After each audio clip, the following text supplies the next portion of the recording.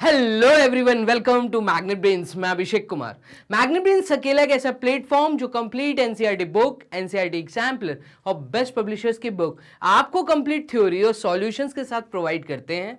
इसी के साथ में अकेला एक ऐसा प्लेटफॉर्म जो 100% फ्री एजुकेशन के साथ आपको बेस्ट क्वालिटी कंटेंट दे रहा है।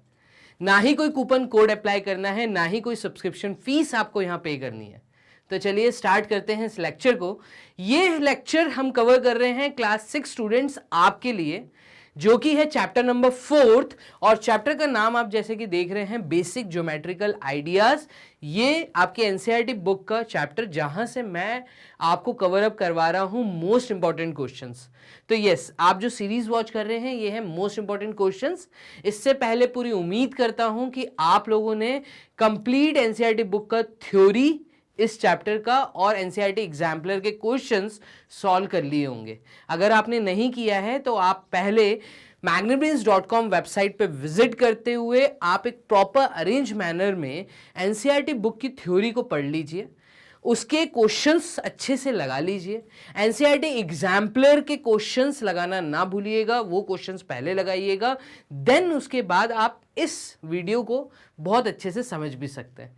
इस वीडियो में मैं आपको टोटल 12 क्वेश्चंस करवा रहा हूं जो कि डिफरेंट वैरायटी के क्वेश्चंस हैं। तो एनसीईआरटी एग्जाम्पलर के बाद आप ये मोस्ट इंपॉर्टेंट क्वेश्चंस और आप यहां पे एमसीक्यू पैटर्न को वॉच कर सकते हैं। मल्टीपल चॉइस क्वेश्चंस की भी वीडियोस आपके लिए ऑलरेडी अपलोड कर दी गई हैं। तो चलिए स्टार्ट करते हैं। तो ये एक ऐसा चैप्टर जहां से एक सिंपल टाइप की वैरायटी आपको क्लास 6 में देखने को मिल सकती है। बहुत ज़्यादा मुश्किल क्वेश्चंस यहाँ से नहीं पूछेंगे, आपको सिंपल सी थ्योरी की नॉलेज होनी चाहिए। सिंपल क्लोज्ड कर्व किसको कहते हैं, कर्व्स क्या होते हैं, ओपन कर्व क्या होते हैं, आप ट्रायंगल, आप रेक्टेंगल, स्क्वायर की नॉलेज यहाँ पे क्लास 6 में लेते हैं। तो उसी से रिलेटेड कुछ बेसिक क्वेश्चंस हैं जो आपको यहाँ पे सॉल्व करने। हाफ मार्क्स या 1 मार्क्स के क्वेश्चंस यहाँ से फ्रेम हो सकते हैं। तो पूरे 12 क्वेश्चन जो कि डिफरेंट वैरायटी के क्वेश्चंस हैं मैं आपके सामने यहाँ पे दिखा रहा हूँ। तो पहला सवाल सिंपल सा हाफ मार्क्स का कुछ इस प्रकार का सवाल हो सकता है। A curve in which the beginning and the end point are same is called. एक ऐसा कर्व जिसमें स्टार्टिंग पॉइंट और एंडिंग पॉइंट सेम हो, जिसमें starting point and ending point same हो। आप देख रहे हैं मैंने इसी पॉइंट पे चालू किया और इसी पॉइंट पे आके एंड कर रहा हूं। इस तरह के कर्व को हम क्या बोलेंगे? तो इस तरह के कर्व को हम लोग क्लोज्ड कर्व कहते हैं। जहां पे एंडिंग पॉइंट और स्टार्टिंग पॉइंट सिमिलर होता है, same ending point and same starting point हो, इस तरह के कर्व को हम लोग क्लोज्ड कर्व कहते हैं। ये एक क्लोज्ड कर्व है। हाफ मार्क्स का क्वेश्चन इस वैरायटी का इन शब्दों के साथ आपको देखने को मिल सकता है। क्लियर है? चलिए पिक करते हैं क्वेश्चन नंबर 2। तो क्वेश्चन नंबर 2 भी कुछ इसी तरह के शब्द हैं, बस शब्दों को समझना पड़ेगा। A curve in which the beginning and the end point are different, जिसमें एंडिंग पॉइंट और स्टार्टिंग पॉइंट, मान लीजिए मैंने यहां से स्टार्ट किया बट एंड यहां पे कर दिया। आप देख रहे हैं स्टार्टिंग पॉइंट कुछ और है, एंडिंग पॉइंट कुछ और है। इस तरह के कर्व को हम लोग ओपन कर्व कहते हैं। कर्व ओपन हो गया, क्लोज नहीं हुआ, दोनों पॉइंट सिमिलर नहीं है, दोनों पॉइंट डिफरेंट पॉइंट हैं। तो वर्ड यूज किया था and points are different, beginning points are different. तो इस केस में हम इस तरह के कर्व को ओपन कर्व कहते हैं। पूरी उम्मीद करता हूं ये दोनों शब्द आपको इन दो क्वेश्चन से समझ आ गए होंगे। चलिए क्वेश्चन नंबर 3 को देखिएगा। क्वेश्चन नंबर 3 अगर आप देखें तो पॉलीगन की बात की गई है। अब पॉलीगन, सबसे पहले तो आपने क्लास 6 में इस वर्ड को सुना, पॉली। पॉली का मतलब number of straight lines, poly number of straight lines. Gun मतलब जब एक क्लोज्ड कर्व बनता है।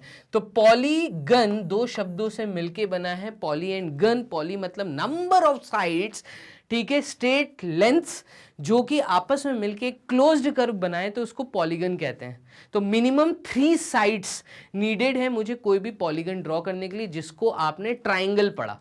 तो ट्राइंगल, देन उसके बाद नंबर ऑफ साइड्स बढ़ती जाती हैं। तो ट्राइंगल, फिर रेक्टेंगल, रेक्टेंगल के साथ में आपने स्क्वायर, फिर ट्रेपीजियम, इस तरह के शेप्स देखे होंगे। तो एक पूरा क्वाड्रिलेटरल पार्ट देखा जिसमें 4 साइड होती हैं, फिर 5 साइड को आप पेंटागन कहते हैं। तो इस तरह के नंबर ऑफ साइड्स जब बढ़ते जाते हैं तो पॉलीगन मिनिमम 3 साइड्स मिलके क्लोज्ड कर्व बनाती हैं, तो यहां पे हम कहते हैं उनको पॉलीगन। अब पॉलीगन विथ डैश, यहां पे फिलिंग द ब्लैंक्स दिया है। वर्टाइजेस, वर्ड वर्टाइजेस आपको पता होना चाहिए, एक प्लेन के ऊपर एक ऐसा पॉइंट जिस पॉइंट से या तो रेज निकल रही हैं या रेज आके मीट कर रही हैं, इस पॉइंट को हम वर्टेक्स कहते हैं। एक ऐसा पॉइंट जहां से रेज निकल रही हैं, प्रोड्यूस हो रही हैं, ठीक है। तो अब polygon with dash number of vertices और corner points is a triangle. अब आप बात को समझो, एक ऐसे पॉलीगन को मैं ट्रायंगल कहूंगा। देखिए पॉलीगन का मतलब मिनिमम 3 साइड्स अभी मैंने बताया, तो 1 2 3 ये एक पॉलीगन है, ठीक है। अब इस पॉलीगन को आप ट्रायंगल कहते हैं, ये आपको पता है। ट्राइएंगल मतलब 3 इंटीरियर एंगल्स फॉर्मेशन हो रहे हैं। तो एंगल में आपने पढ़ा है वर्टाइजेस किसको कहते हैं, तो वर्टाइजेस उस पॉइंट को कहते हैं जहां से लाइंस प्रोड्यूस होती हैं। तो आप देख रहे हैं ये एक वर्टाइजेस है, ये एक वर्टाइजेस है, ए पॉइंट अगेन एक वर्टाइजेस है। तो एक ट्राइंगल के अंदर कितने वर्टाइजेस है, तो मैं कहूंगा एक ट्राइंगल के अंदर टोटल 3 नंबर ऑफ वर्टाइजेस हैं। तो मैं कहूंगा पॉलीगन विथ 3 वर्टाइजेस, एक ऐसा पॉलीगन जिसमें 3 वर्टाइजेस होती हैं, ठीक है। इस तरह के पॉलीगन को हम ट्राइंगल कहते हैं। 6th क्लास में आपने ये बेसिक नॉलेज ली है। चलिए मूव करिए नेक्स्ट क्वेश्चन, क्वेश्चन नंबर 4 की तरफ। तो फिलिंग इन द ब्लैंक्स मैंने फिल कर दिया है। क्वेश्चन नंबर 4 देखते हैं। क्वेश्चन नंबर 4 देखेंगे तो एक ऐसा पॉलीगन जिसके अंदर, जिसको आप पेंटागन बोलेंगे, एक ऐसा पॉलीगन जिसको आप पेंटागन बोलेंगे, उसमें कितने वर्टाइजेस होते हैं। तो देखिए यहां पे जो शब्द आपको दिया है वो शब्द है पेंटागन। अगेन वर्ड पॉलीगन, अभी मैंने पीछे आपको बताया पॉलीगन मतलब कितनी भी नंबर ऑफ साइड्स जब आपस में मिल जाए, मिनिमम 3 नंबर ऑफ साइड्स, तो वो एक क्लोज्ड कर्व बनाती हैं। तो ये गन जो है मतलब एक क्लोज्ड कर्व बन रहा है। पॉली मतलब straight lines, number of straight lines.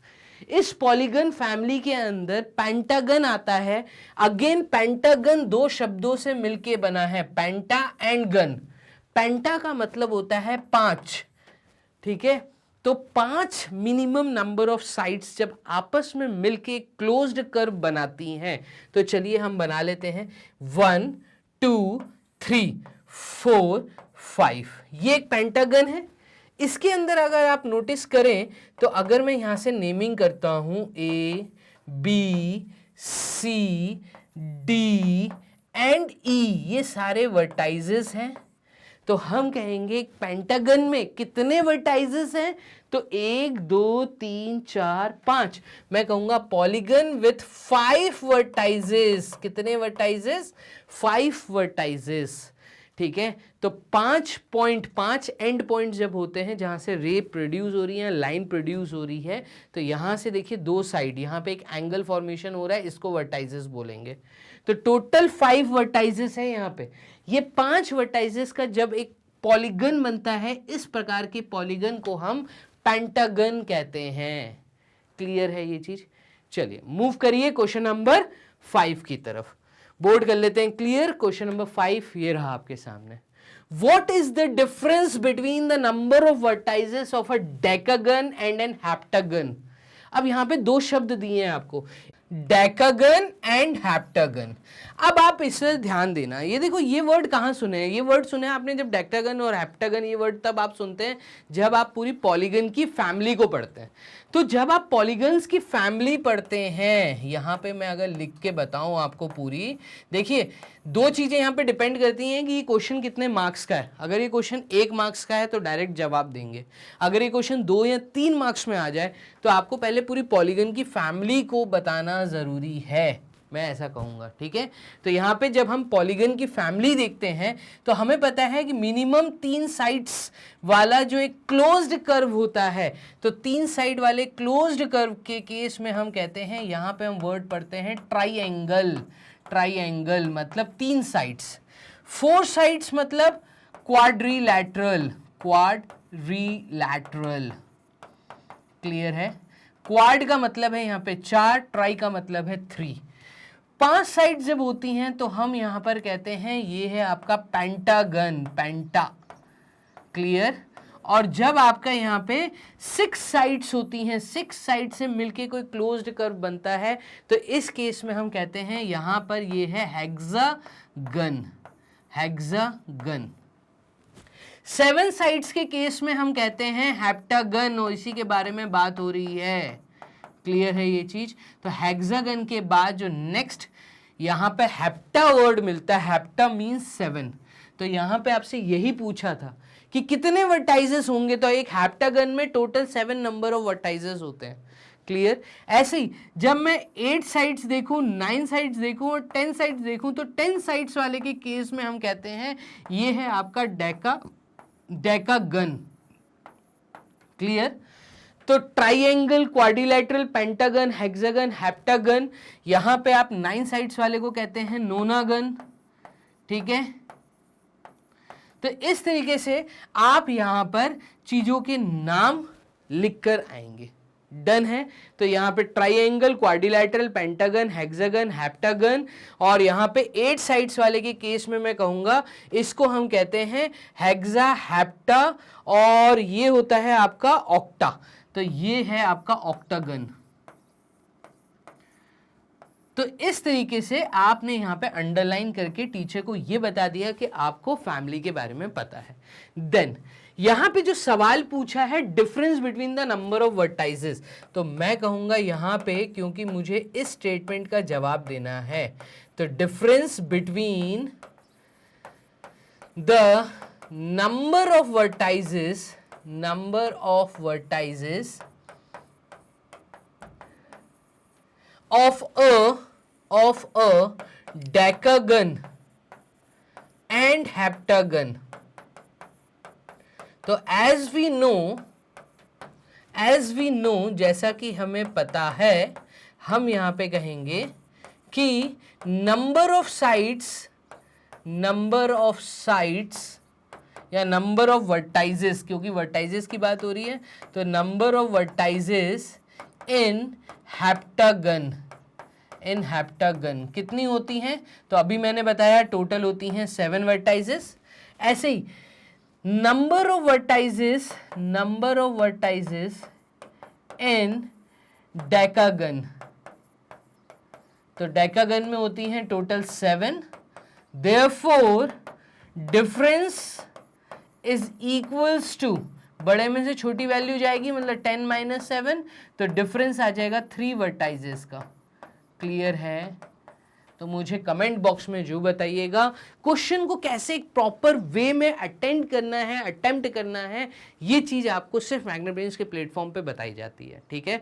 तो यहाँ पे मैंने हर एक प्रॉपर चीज को कैसे डिफाइंड करना है, कैसे लिख कर आना है, क्या जवाब देना है, वो मैंने आपको लिख के दिखा दिया। मूव करिए क्वेश्चन नंबर 6 की तरफ, बोर्ड कर देते हैं क्लियर। क्वेश्चन नंबर 6 देखिएगा, a diameter divides a circle into how many equal parts. Diameter, देखिए बात को समझिएगा, अगर एक सर्कल है, इस सर्कल में अगर मैं कोई डायामीटर ड्रॉ कर दूं, तो यहाँ पे देखिए डायामीटर तो बहुत सारे बन सकते हैं, लेकिन हम लेके मान के चल रहे हैं एक डायामीटर। अ डायामीटर बोला है, एक डायामीटर।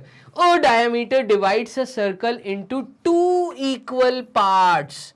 ये एकदम सिमिलर पार्ट है इस पार्ट के जैसा, तो मैं यहाँ पे फिलिंग इन द ब्लैंक्स में लिखूंगा इनटू 2 इक्वल पार्ट्स।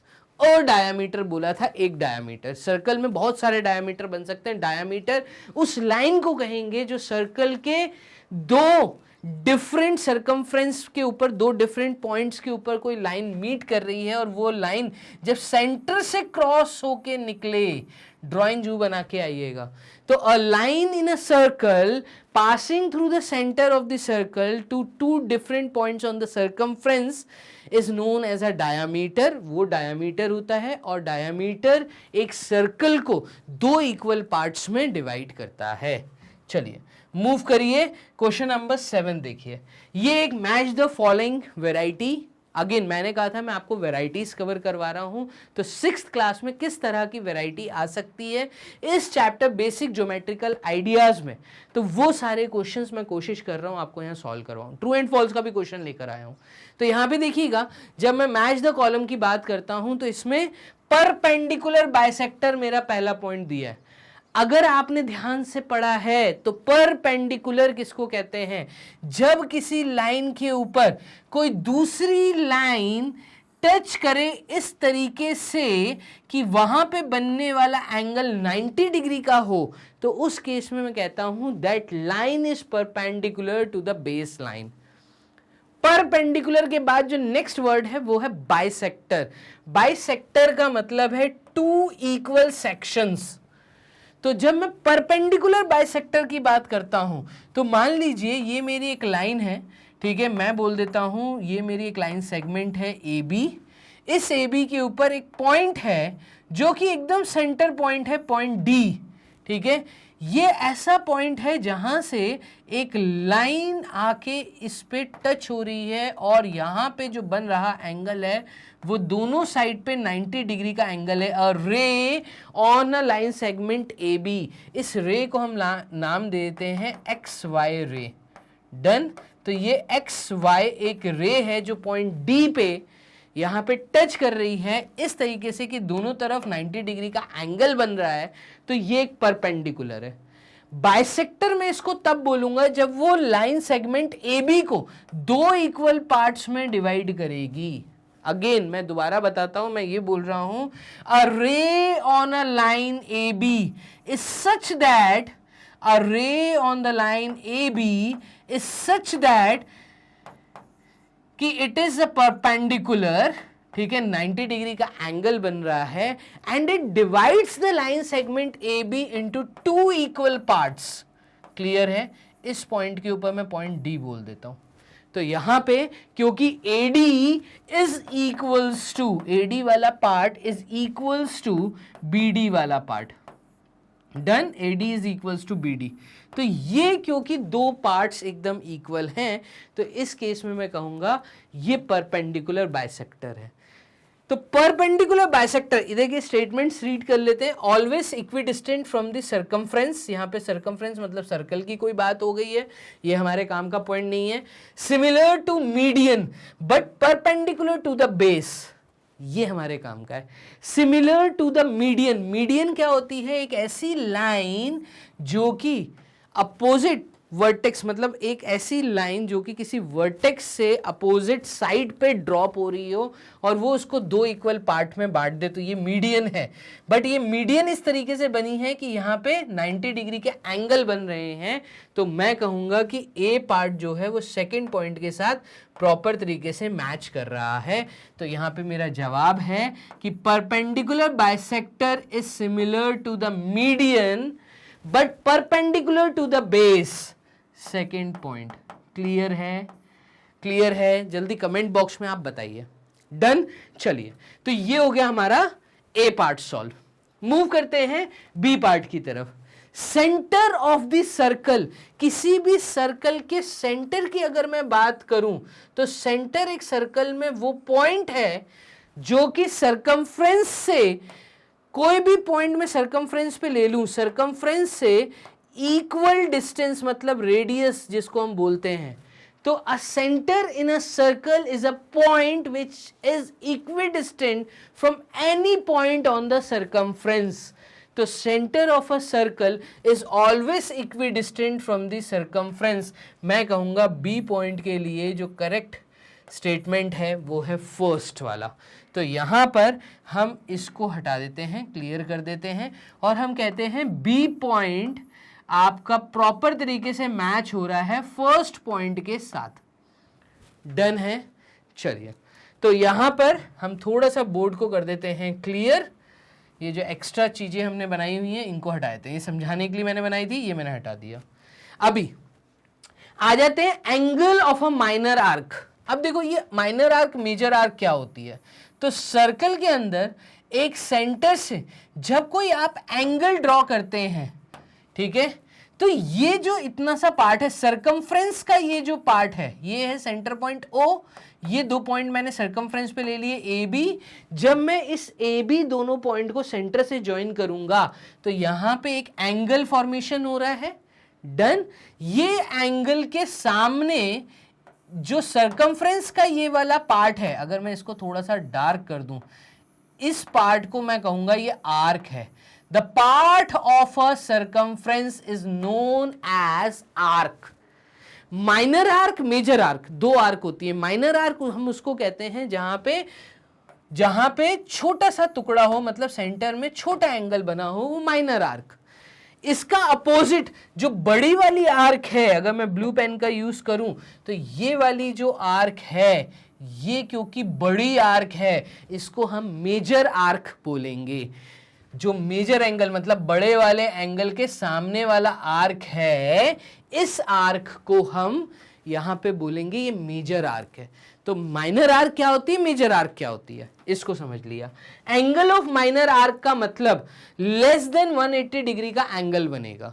अगेन मैं क्या बोल रहा हूं कि यहां पर अगर आप ध्यान से देखें तो यहां पे माइनर आर्क मैं उसको बोलूंगा जहां पे 180 डिग्री से छोटा एंगल हो। ठीक है, जो सेंटर में बन रहा एंगल है वो 180 डिग्री से छोटा है अगर, तो वो माइनर आर्क है। अगर एंगल 180 डिग्री से बड़ा है तो वो वाला आर्क जो है वो मेजर आर्क है। मैं कहूंगा सी पॉइंट की जो मैचिंग हो रही है यहां पे वो 4th पॉइंट के साथ लेस देन 180 डिग्री, और जो आपका डी पॉइंट है वहां पे मेजर आर्क की बात की गई है। Angle of major arc, angle of major arc ये ब्लू वाले पार्ट को बोलूंगा। तो एंगल ऑफ मेजर आर्क इसकी मैचिंग हो रही है 3rd पॉइंट के साथ, मोर देन 180 डिग्री एंगल। ठीक है, तो मोर देन 180 डिग्री एंगल। पूरी उम्मीद करता हूं आपको ये match the following question number 7 बहुत अच्छे से समझ आ गया है। चलिए मूव करते हैं क्वेश्चन नंबर 8 की तरफ। क्वेश्चन नंबर 8 क्या कह रहा है, बोर्ड कर लेते हैं क्लियर। क्वेश्चन नंबर 8 देखते हैं। ये ट्रू एंड फॉल्स का क्वेश्चन है। Common end point shared by 2 rays of the angle is called vertex. ये कह रहा है common end point shared by 2 rays, एक रे है आपकी ए बी, ठीक है, और एक रे है आपकी ए सी। ये इस तरीके से 2 रेज मैंने बनाई हैं कि ये दोनों एक कॉमन एंड पॉइंट को शेयर कर रही हैं। ए बी रे का पॉइंट ए सी रे का पॉइंट ए, एक ही कॉमन पॉइंट एंड पॉइंट है। तो इस तरह से जब 2 रेज एक ही पॉइंट को शेयर करती हैं तो इस पॉइंट को हम कहते हैं vertex. Clear.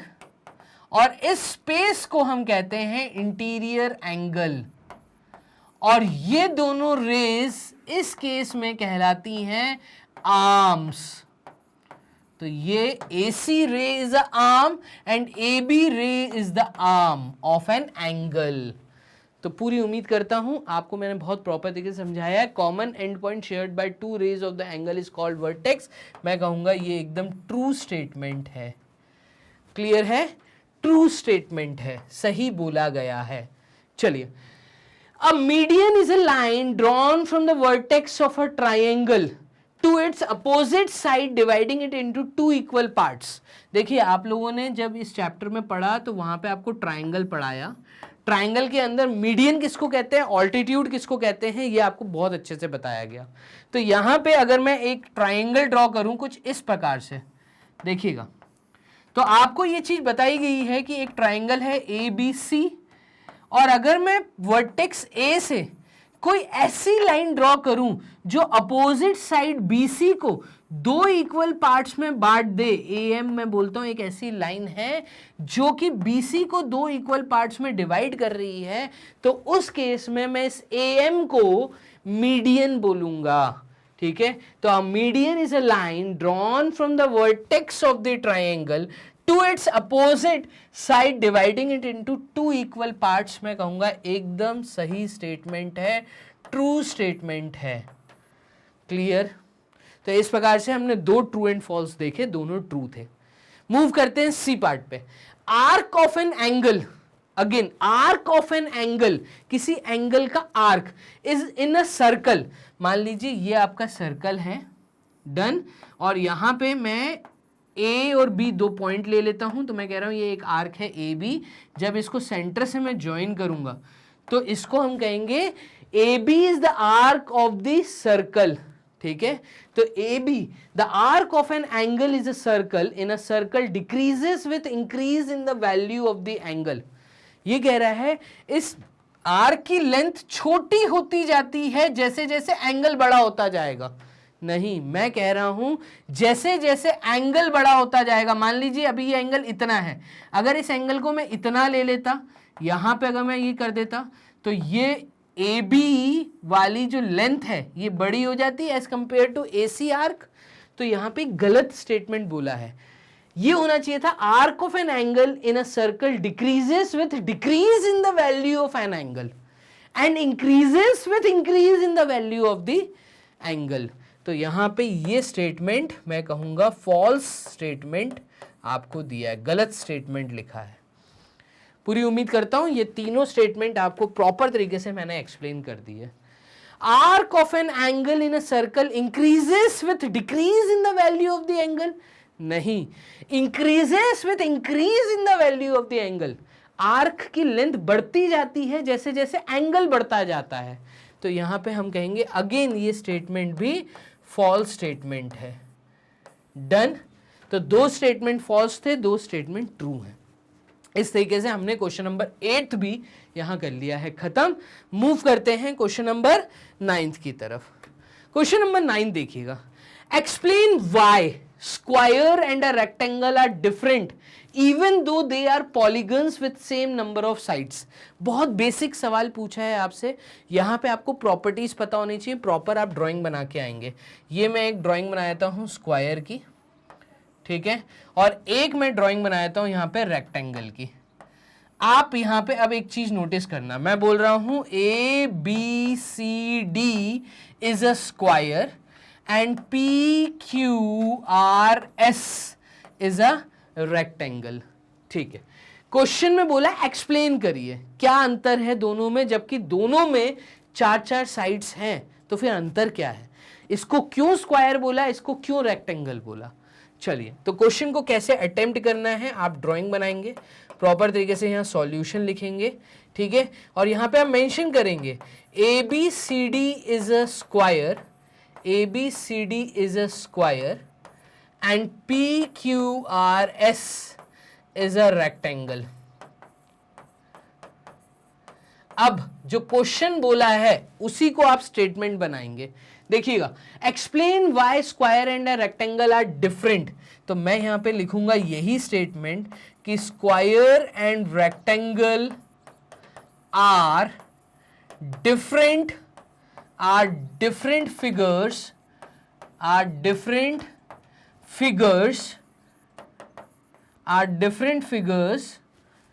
though they are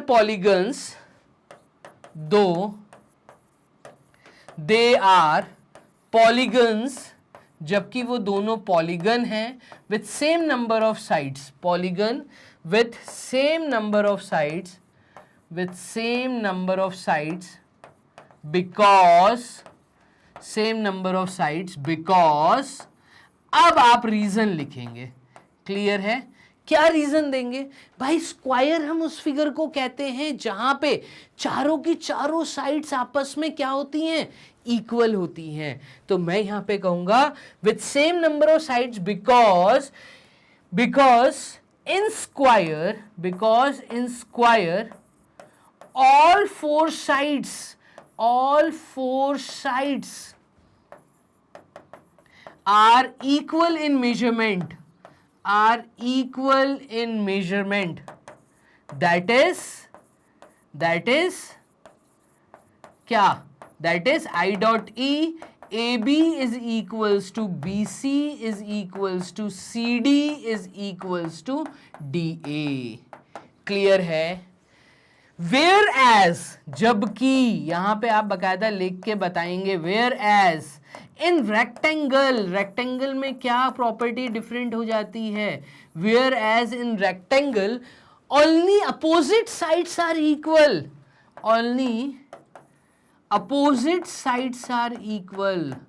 opposite sides are equal.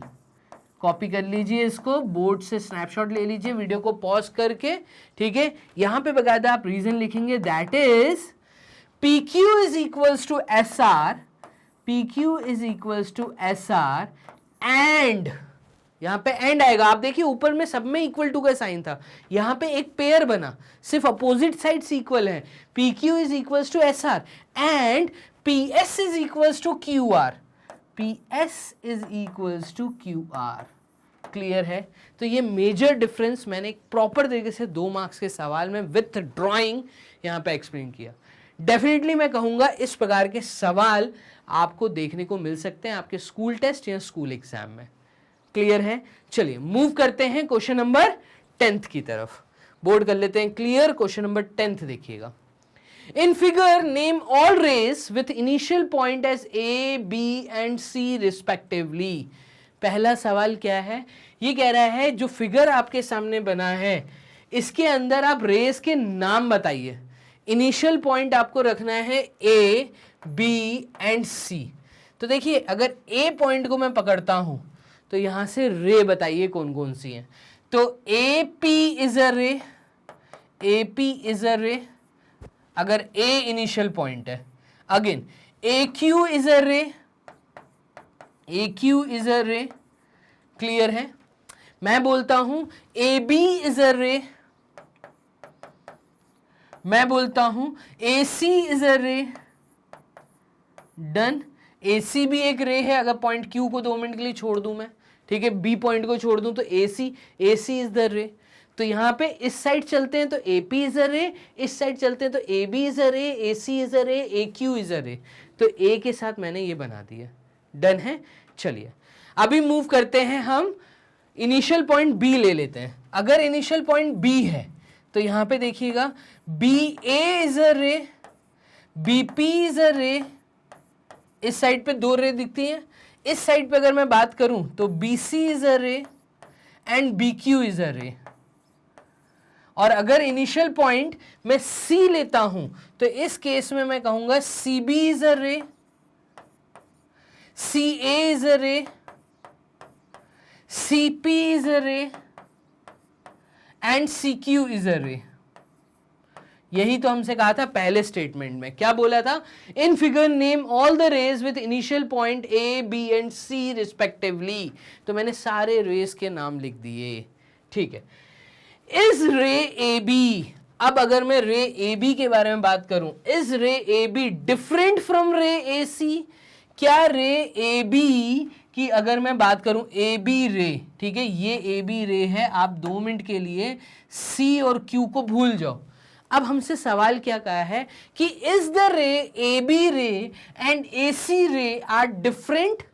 तो आप इस चीज को समझना, मैं कहूंगा ये डिफरेंट नहीं है। क्यों नहीं है? क्योंकि इन दोनों में A इनिशियल पॉइंट है। रे का क्या मतलब होता है? रे का मतलब होता है, अगर यहां पे मैं इसकी डेफिनेशन भी लिख दूं तो रे उसको कहते हैं जहां पे एक इनिशियल पॉइंट फिक्स होता है, स्टार्टिंग पॉइंट फिक्स रहता है। तो रे उसको कहते हैं कि जहां पे initial point is fixed, initial point is fixed and no end point, कोई एंड पॉइंट नहीं होता, उसको रे कहते हैं। अगर मैं कहूं मैंने ए पॉइंट को फिक्स कर दिया तो एक रे मुझे इस साइड में AB भी दिख रही है और दूसरी रे मुझे इस डायरेक्शन में AC भी दिख रही है। दोनों के दोनों सिमिलर रे हैं, लेंथ कुछ भी हो सकती है। ठीक है, तो इन्होंने पूछा था AB और AC क्या डिफरेंट है?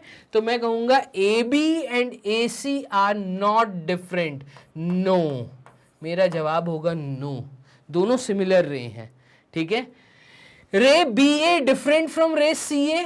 अब आप देखिए BA की बारे में बात हो रही है और इसका कंपैरिजन किया है CA से।